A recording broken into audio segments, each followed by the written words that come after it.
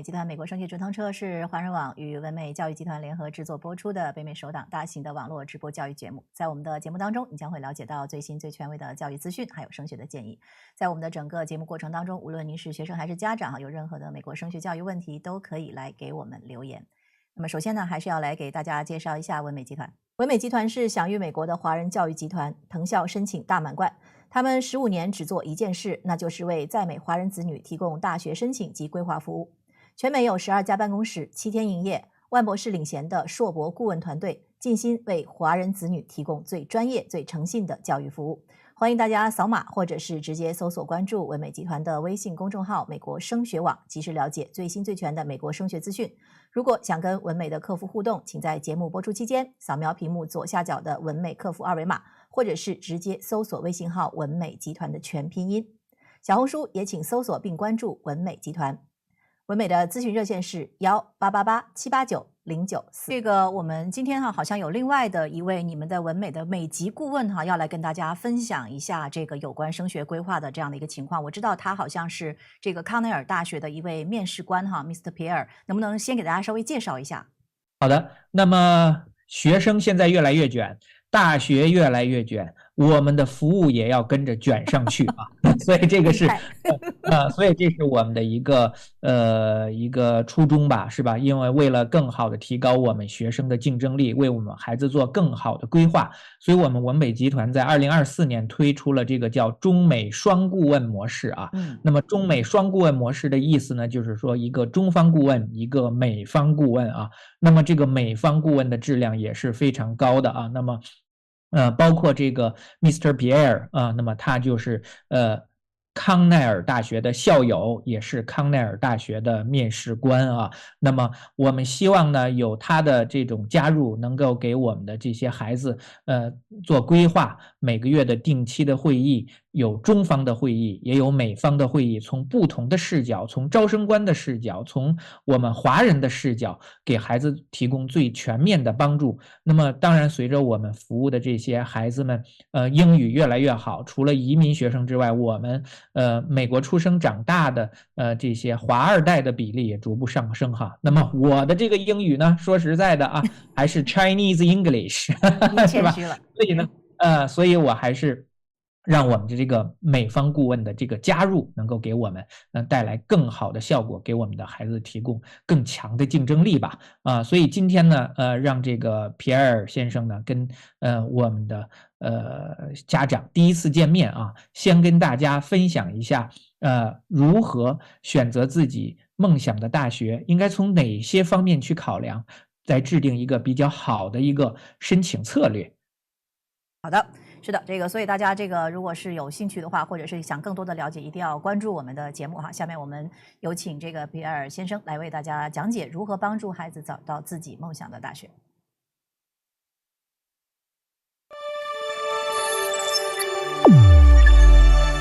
Hi, this is Pierre, admissions consultant for WinMay. Today's topic is how to find your dream school. In other words, making the decision about where you're likely to go to college for the next 4 years. So there are 8 elements we're going to consider.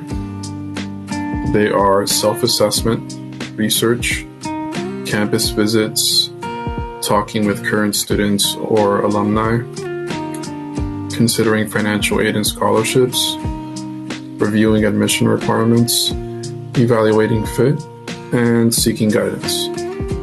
So I've actually prepared examples of each thing. So we'll go over that. So the first element is self-assessment. You want to be reflecting on your interests, your strengths, your weaknesses, your goals, and basically look inward. And, the first big decision would be choosing your major, because that can help filter out a lot of choices for you. And in the end, there are also going to be websites that can help you find your ideal college, your dream college. So this is an example of such a website. So you would sign up, answer a few questions, and then they would give you some suggestions based on your preferences. And you want to consider many different factors when you're looking at different schools beyond just academics. You want to be looking at the environment, the location, the campus size, extracurriculars, and other things that might be important, for example, like the cost of living. The next element is research. So this is the time to look up college websites, to look up rankings, possibly brochures, and you want to look into more specific things. For example, academic programs, campus facilities, things that will be available to you, like student life, for example, once you're actually at the college. And for that, I have this ranking list, which is the go-to when you want to consider specific things. So in this case, we are looking at the top colleges, and these are just some examples. So we have Princeton, MIT, Harvard, Stanford, Yale, and you can see the different information here. For example, how many people were enrolled for undergraduate, the cost of attending, and different elements like that. And then you can also enter more specific things over here if you want to search a specific school, or you want to filter things by tuition and fees, enrollment, acceptance rate, area of study, majors, and you can go on to many different fields. It's just to see like some good programs in the specific thing that you're interested in, whether it's engineering or mathematics or a different major. Next factor will be campus visits. So they can be virtual or in person. And the idea is that this is going to be your preview of the layout of the campus, the facilities. Possibly you can even attend the lecture. So this would be for Cornell University, which is my alma mater. You have the option of scheduling an in-person tour or taking a virtual tour. So obviously this is Cornell during the winter. And typically in a tour, what you'll find is chances to interact with students, possibly faculty, and just get the overall impression of the school. Like the buildings, the atmosphere, the weather, of course. So it's definitely worth doing that. And most people will plan like college visits like in a trip. So they'll visit like 3 to 4 campuses that are in the same area, for example. So this is obviously going to be a really good idea because you get to see where you'll possibly be living for the next 4 years once you're in college. Okay. So the next factor would be keeping in touch with current students and alumni. So Stanford actually offers something called the Student Forum, which is basically like a 1-hour session that's only open to students that are interested in applying. And you can have live question and answer sessions with current Stanford undergraduates, and you can ask about many different topics such as housing, dining, dorm life, student life, and academics.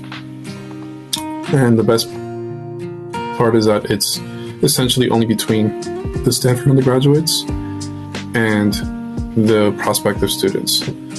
So you don't have to feel the pressure to ask certain questions. You can kind of relax a little bit more and ask questions that you think will be important to know before you make a decision of going to Stanford.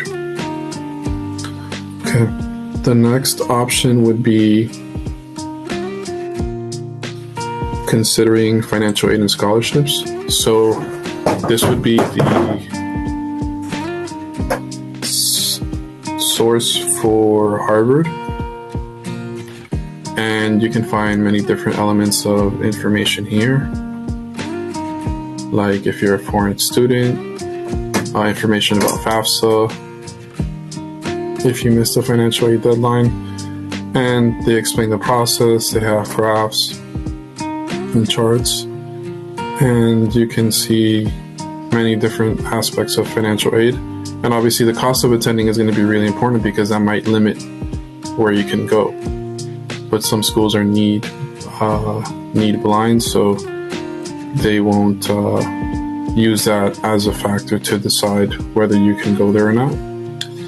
And I would say that typically the better schools are going to have really good plans in place, financial aid to help you make sure that you can go there. And the rest of this page is going to be more information about asking questions about financial aid. So that's really important. You can have scholarships, grants,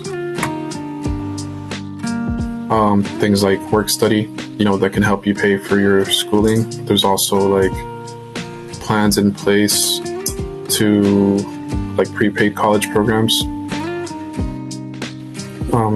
That would be more for like parents that have been paying like a monthly installment and before their kid was even born in some cases, so that by the time they are ready for college, they can essentially cover the cost of college already. Okay, so that's really important to make sure that you're going to be able to afford where you're going to go. And there's things like financial aid that can help you do that. Okay, so the next topic is really important, and it's going to be admissions requirements. So this is for MIT, which they do their own thing in terms of admissions. They have their own admissions process. It's not Common App, and it's not like the UC app, for example. And here, this is straight from their website. They're giving you some things that you need in order to make it to MIT. Some things that you're going to be required to do. So for academics, they recommend 2 semesters of calculus, for example, 2 semesters of calculus-based physics, 1 semester of chemistry, 1 semester of biology. And you can see more specific things here. And these are the typical classes that an MIT student would have taken in high school.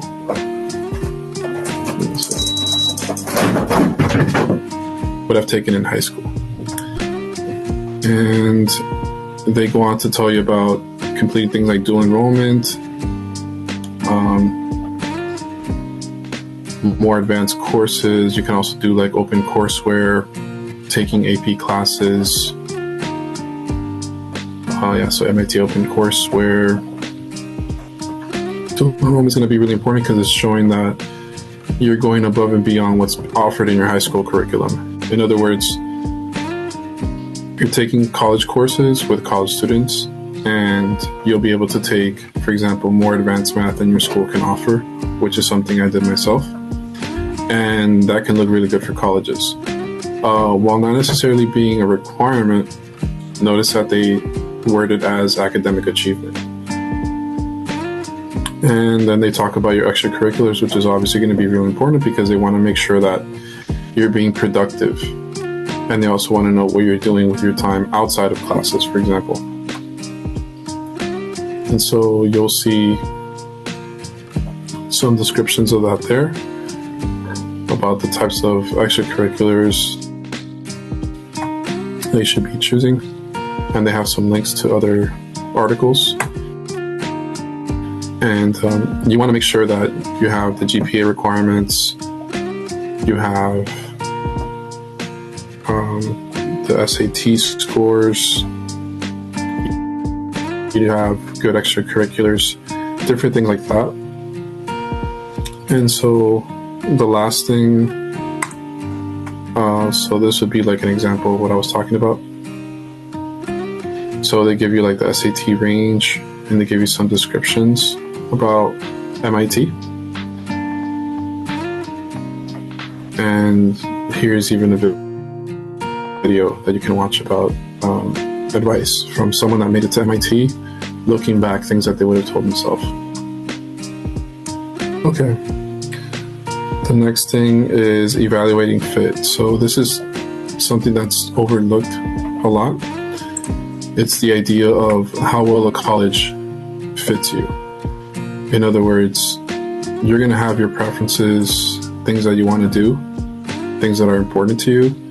You need to take those into account even after you come up with your college list. So your college list should be based on 10 colleges, approximately 8 to 10, and it should be separated into different tiers. So the first tier is going to be your dream schools, which are going to be your top choices. So it's going to be between 1 to 2 schools.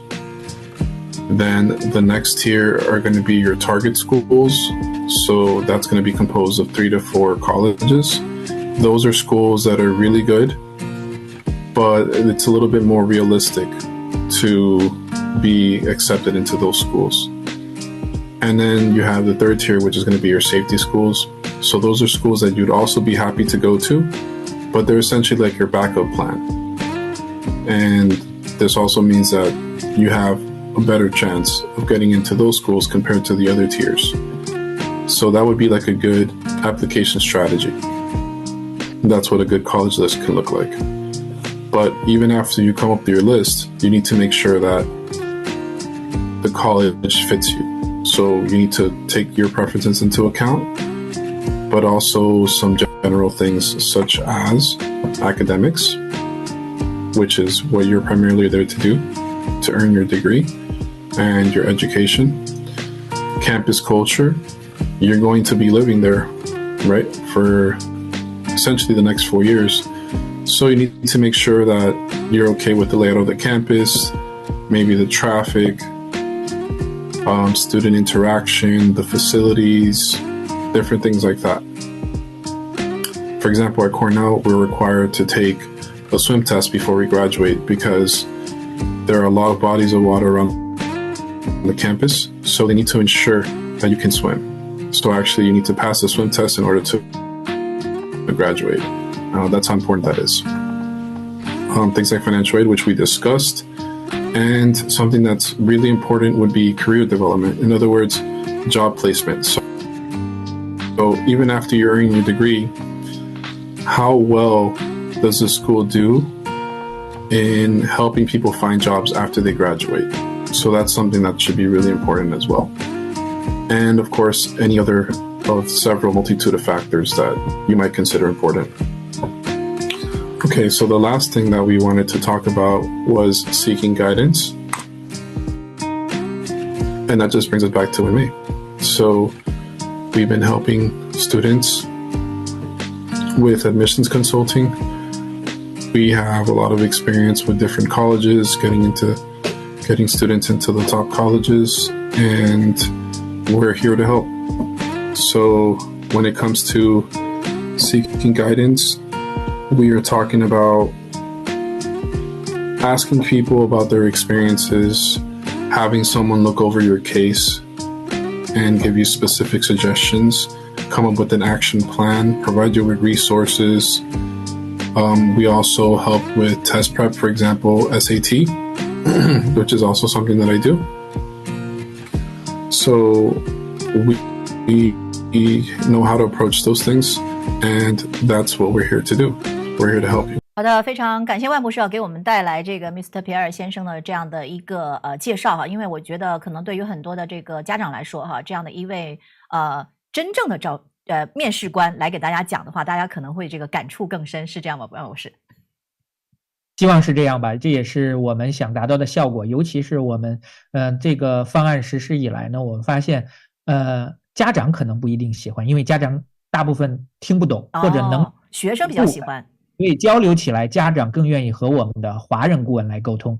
但是孩子们特别喜欢，因为孩子尤其是这些美国出生长大的孩子，他们有这种西方的背景和这种价值观的话，跟他沟通起来会非常的顺畅。所以目前我们这个采用了这个中美双顾问模式之后呢，既满足了家长的需求，又满足了孩子的需求，所以我觉得这也是我们文美现在的又一大核心竞争力了。是的，希望大家是的，这个万博士说，这个我们这个学生在卷哈，这个万博士也在卷。然后呢，我们希望这个越卷哈，让大家这个越好。所以呢，这个当然如果有任何的问题的话，大家还是可以直接来咨询我们的文美集团。